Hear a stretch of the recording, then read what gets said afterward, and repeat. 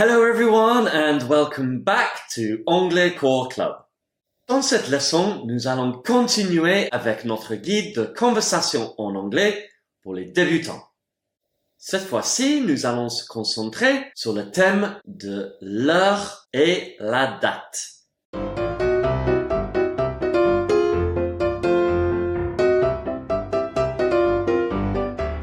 Dans une conversation en anglais, il faudra parfois demander ou bien donner l'heure et ou la date. Voici les bases. Commençons avec l'heure, the time. En ce qui concerne l'heure, souvenez-vous qu'en anglais, on n'utilise que les chiffres de 1 à 12, sauf dans les cas des horaires officiels et dans le domaine militaire. Cela signifie que vous ne devez pas dire 14 heures, mais 2 heures, et pas 15 heures, mais 3 heures, etc. Ainsi, on dit 2 heures quand il est 2 heures du matin, mais aussi à 2 heures de l'après-midi. Il faut donc marquer la différence entre le matin et l'après-midi ou le soir autrement. Pour le matin, on dira AM, ou bien in the morning. Pour l'après-midi, on dira PM, ou bien in the afternoon, ou in the evening. Rappelez-vous par contre qu'il faut dire at night, et non in the night. Par exemple, si je veux dire il est 7h30 du matin, en anglais je dirais it's 7:30 a.m. ou bien it's 7:30 in the morning. Si je veux dire il est 7h du soir, en anglais je dirais plutôt it's 7:30 p.m. ou bien it's 7:30 in the evening. Savoir cela vous suffira pour commencer à savoir dire l'heure en anglais. Maintenant, si vous voulez aller un peu plus loin, voici quelques informations supplémentaires. Pour les heures pile en anglais, on va dire o'clock. Par exemple, si je veux dire qu'il est 8 heures, en anglais, je dirais it's 8 o'clock. Et si je veux dire qu'il est 15 heures, en anglais, je dirais it's 3 o'clock. Souvenez-vous, pas 15 o'clock. Pour dire les quarts d'heure en anglais, on va dire a quarter past ou bien a quarter to. Alors, si je veux dire qu'il est 8h15, en anglais, je vais dire it's a quarter past 8 in the morning. Si je veux dire qu'il est 8h moins le quart, en anglais, je dirais it's a quarter to 8 in the morning. Et si je veux dire qu'il est 15h15, en anglais, je dirais it's a quarter past 3 in the afternoon.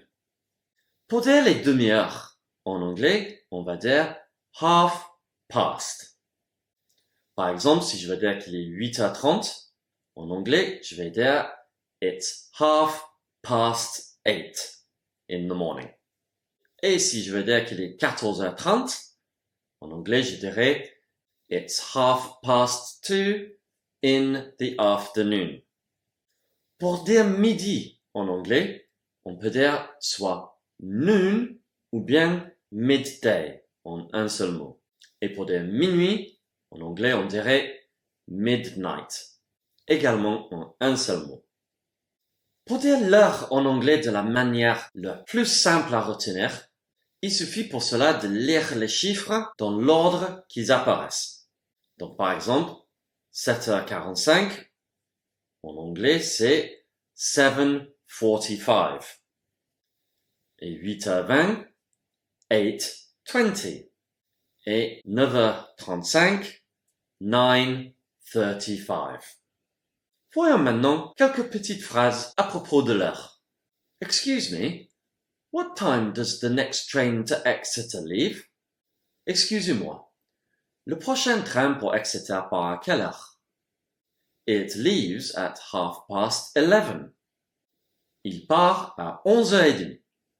I'll be in a meeting from 2 o'clock until about 4:30 p.m. Je serai en réunion de 14 heures à environ 16h30. My flight leaves at 8:45 tomorrow morning. Mon avion décolle à 9h moins le quart demain matin.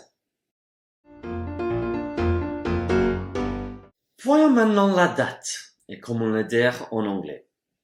Commençons avec un petit rappel des jours de la semaine et les mois de l'année. Notons que dans la langue de Shakespeare, les jours et les mois prennent toujours une majuscule. Les jours de la semaine. The days of the week. Monday, Tuesday, Wednesday, Thursday, Friday, Saturday, Sunday. Et les mois de l'année. The months of the year. January, February, March, April, May, June, July, August, September, October, November et December. Pour la date en anglais, il faut toujours utiliser les nombres ordinaux, c'est-à-dire first, second, third, fourth, fifth, sixth, seventh, eighth, ninth, 10th, 11th, 12th, 13th, 14th, 15th, 16th, 17th, 18th, 19th, 20th, 21st, 22nd, 23rd, 24th, 25th, 26th, 27th, 28th, 29th, 30th et 31st. Voyons maintenant comment écrire et dire la date en anglais, tout en tenant compte de la différence entre l'anglais britannique et l'anglais américain. Commençons avec l'anglais britannique. Comme nous écrivons la date en anglais britannique, l'ordre est pareil qu'en français, c'est-à-dire le jour, le mois et l'année. Nous écrivons par exemple Sunday 12th July 1998 ou bien 12/07/1998 ou encore 12/07/98. À l'oral, par contre, nous allons dire Sunday the 12th of July 1998. Alors notons qu'à l'oral, nous utilisons the avant le nombre ordinal et of avant le nom du mois, mais pas à l'écrit. De l'autre côté de l'Atlantique, l'ordre dont nous écrivons la date est un peu différent. Nous mettons d'abord le mois, suivi par le jour, et ensuite l'année. Donc, mois, jour, année. Par exemple, Sunday, July 12, 1998, ou bien 07/12/98. Comme pour l'anglais britannique, à l'oral, par contre, on va dire Sunday, July the 12th, 1998. Voici deux astuces. Les années se disent en deux temps. Par exemple, pour dire 1789, en anglais, on va dire 1789. Pour l'année 1861, en anglais, on va dire 1861. Et pour 1998, en anglais, on dirait 1998. Attention, À partir de l'année 2000, nous pouvons le dire de deux façons différentes, c'est-à-dire soit en deux temps ou soit comme un chiffre unique, comme en français. Par exemple, l'année 2018, en anglais, se dit soit 2018, soit 2018. L'année 2020, en anglais, se dit soit 2020, soit 2020.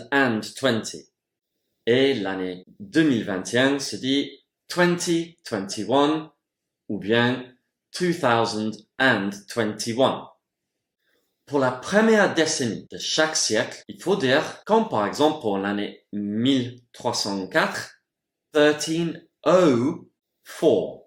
Pour l'année 1605, on va dire 1605. Pour l'année 1706, on va dire 1706. Pour l'année 1807, on va dire 1807. Et pour l'année 1908, on dirait 1908. Pour la première décennie de ce siècle, nous avons de nouveau un choix. Donc pour l'année 2003, soit on peut dire 2003 ou bien 2003. Pour l'année 2007, 2007 ou bien 2007. Et pour l'année 2009, soit 2009 ou bien 2009. Pour l'année 2000, nous disons the year 2000. Attention quand on écrit la date uniquement en chiffres. Par exemple, si nous écrivons le 11/07/21, par exemple, un Britannique lira the 11th of July 2021. Mais un Américain lira November the 7th 2021. Il est donc préférable d'écrire le mot en lettres pour éviter tout malentendu. Voyons maintenant quelques phrases à propos des dates. January, February and March are in the first quarter. Donc le premier trimestre est composé de janvier, février et mars. April, May and June are in the second quarter. Le deuxième trimestre est composé d'avril, mai et juin. July, August and September are in the third quarter. Donc le troisième trimestre est composé de juillet, août et septembre. October, November and December are in the fourth quarter. Le quatrième trimestre est composé d'octobre, novembre et décembre. A year has 12 months. Une année a 12 mois. A week has 7 days. Monday, Tuesday, Wednesday, Thursday, Friday, Saturday and Sunday. Une semaine a 7 jours. Lundi, mardi, mercredi, jeudi, vendredi, samedi et dimanche. What's the date? It's Friday, the 12th of June, 2020. Nous sommes le combien? On est le vendredi 12 juin 2020. When are you going on holiday? I'll be away from the 9th to the 24th. Quand pars-tu en vacances? Je serai absent du 9 au 24. I'll be out of the office between Monday and Wednesday. Je serai absent du bureau entre lundi et mercredi. I'm leaving on Friday. I'm leaving on the 30th of June. Je pars vendredi ou je pars le 30 juin. I'm leaving in January. In 2021. Ou bien, I'm leaving in 10 minutes. Donc, je pars au mois de janvier, je pars en 2021, ou bien, je pars en 10 minutes. I'm leaving in the summer, ou I'm leaving in the winter. Je pars l'été, ou je pars l'hiver. I'll be away for 4 days. Je serai absent pendant 4 jours. I'll be back on Friday. Je serai de retour d'ici vendredi.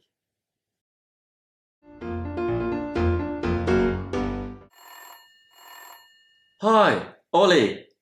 How are you? Salut, Ollie. Comment vas-tu? I'm good, thanks, bro. And you? Je vais bien, merci, mon frère. Et toi? Yeah, not too bad, thanks. Listen, I was wondering if the caterers have got back to you about Dad's 70th birthday party. I heard that they would not be able to do Saturday the 20th of March. Ouais, pas trop mal, merci. Écoute, je me demandais si les traiteurs t'ont rappelé pour la fête des 70 ans de papa. J'ai entendu dire qu'ils ne pourraient pas faire le samedi 20 mars. Yeah, that's correct. They called me yesterday to let me know. They've proposed Sunday the 18th instead. What do you think? Oui, c'est exact. Ils m'ont appelé hier pour me le faire savoir. Ils m'ont proposé le dimanche 18 à la place. Qu'est-ce que tu en penses? But that sounds fine to me. I've booked the function room at the hotel for the whole weekend anyway. Have they said what time they want to come and set everything up? Ça me paraît bien. De toute façon, j'ai réservé la salle de réception de l'hôtel pour tout le week-end. Ont-ils dit à quelle heure ils veulent venir pour tout mettre en place? Yes. They will need access to the room from 8:30 in the morning. I don't know if I will be able to be there that early. Would you be able to open up for them? Ouais, ils auront besoin d'accès à la salle à partir de 8h30 du matin. Je ne sais pas si je pourrais y être aussitôt. Serais-tu capable d'ouvrir pour eux? Yeah, I don't think that will be a problem. Has Mum organized her hair appointment yet? Oui, je ne pense pas que ça sera un problème. Est-ce que maman a déjà organisé son rendez-vous chez le coiffeur? Yes, she's going to the hairdresser's on Friday morning at 11 o'clock. Oui, elle va chez le coiffeur vendredi matin à 11h. Perfect. That's all I wanted to know. I'll give you a call this weekend to make sure everything is okay. Parfait. C'est tout ce que je voulais savoir. Je t'appellerai ce week-end pour m'assurer que tout va bien. Okay, speak to you then. Bye. D'accord, à plus. Au revoir. Bye bye. Et voilà, c'est tout pour cette fois-ci. J'espère que la leçon vous a plu. If you liked it, please give us a thumbs up and subscribe. And I will be back for another lesson very soon. Until then, take care. Bye bye.